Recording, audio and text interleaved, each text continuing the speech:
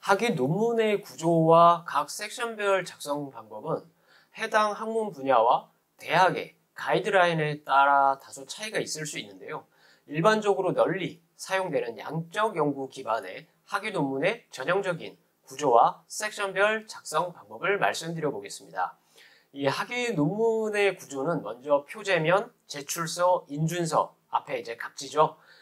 거기에 논문 제목, 저자명, 지도 교수명, 제출 날짜, 심사위원, 서명 이런 것들이 이제 들어가는데 4~5페이지 정도가 되죠.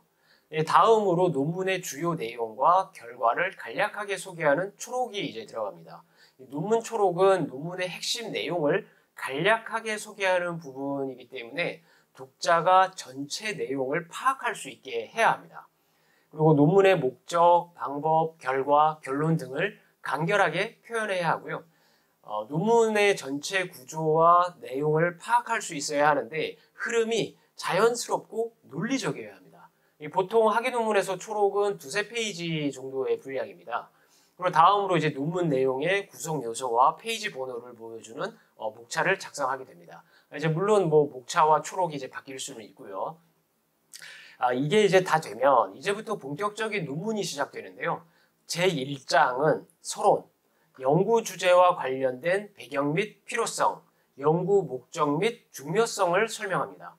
연구 주제에 대한 이슈와 동향, 그리고 연구 동향과 문제 정의를 제시하고 연구의 가설이나 연구의 문제를 진술하면서 검증하려는 내용이 명확하게 무엇인지 기술해줘야 합니다. 정말 중요한 것은 왜 이 연구가 필요하고 중요한지를 설득력 있게 기술해줘야 합니다. 다음 제2장, 문헌 고찰 혹은 이론적 배경 이렇게 이제 작성을 하게 되는데요.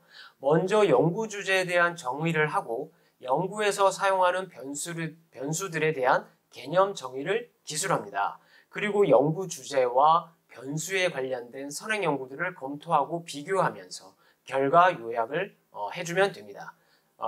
이 부분이 가장 양은 많아요. 하지만 가장 쓰기도 쉬운 부분입니다. 제3장, 연구 방법입니다. 연구 설계에 대해 먼저 기술해야 하는데요.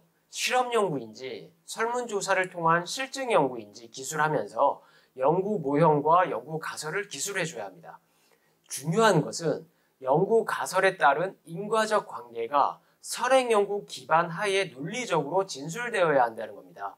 X는 Y에 영향을 미친다라고 주장한다면 독자들이 그것에 대해 그럴 수 있겠다라고 인지할 수 있을 만큼 연구자의 진술이 필요한 겁니다. 그 논리적 구조를 갖추기 위해서 객관적인 증거, 즉 선행 연구의 고찰이 필요한 것입니다.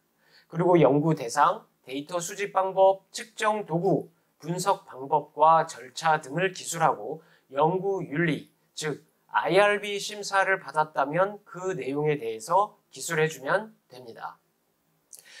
사실 3장이 이제 조금 많이 어려운 부분일 수도 있어요. 내 연구 모형의 가설간 관계를 논리적인 구조를 갖춰서 얘기를 해줘야 되기 때문에 그리고 무엇보다 우리는 과학적 연구를 하는 거기 때문에 연구 방법론, 어떤 분석을 할 거고 어떤 연구 대상 이런 것들은 굉장히 중요합니다. 그래서 좀 어려움이 있지만 해보면 또 쉽다 이런 말씀을 드립니다. 다음으로 이제 제4장 연구 결과입니다. 연구를 통해 얻은 결과를 기술하는데 표, 그래프, 그림, 통계 분석 이런 결과 등을 활용해서 명확하게 제시합니다. 그리고 또 선행 연구의 결과와 내 연구 결과를 비교해 주면서 검증 결과의 의미를 해석하면 됩니다. 제5장은 결론입니다.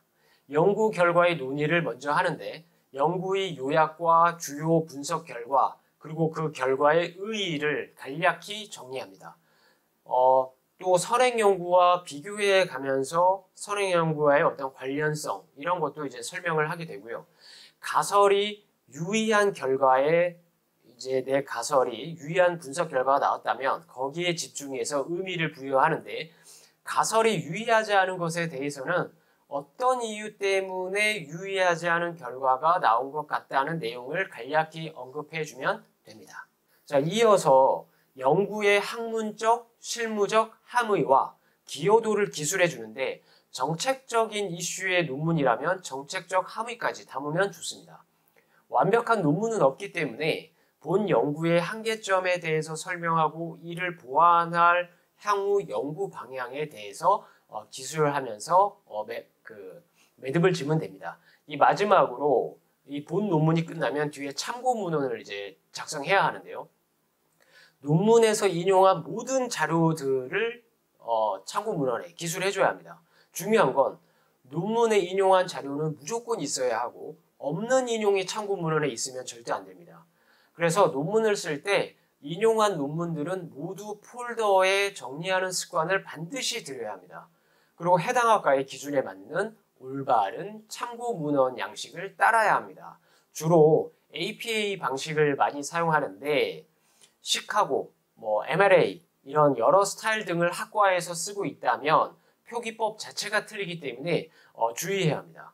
참고 문헌 정리가 다 되면 이제 마지막으로 부록을 수록하게 되는데요. 설문지와 같은 이제 설문 부록이 대부분입니다. 필요한 경우 본문에서 다루지 않은 자료나 표, 그림 등이 너무 많아서 부록에 수록하는 경우도 있습니다.